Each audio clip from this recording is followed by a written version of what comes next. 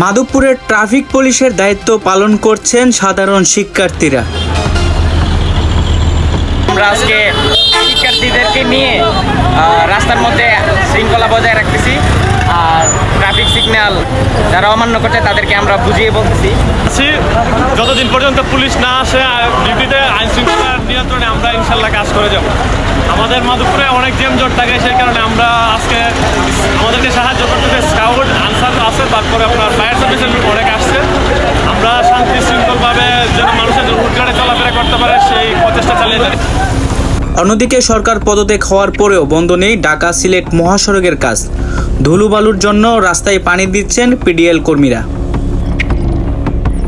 এদিকে ATM booth থেকে টাকা তুলতে না পারায় হতাশ সাধারণ ভুক্তভোগীরা।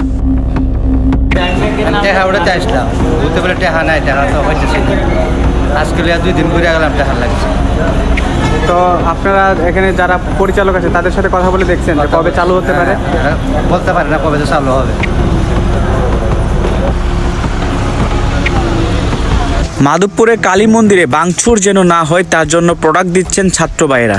সাম্প্রদায়িক উস্কানিতে কেউ পা দেবেন না।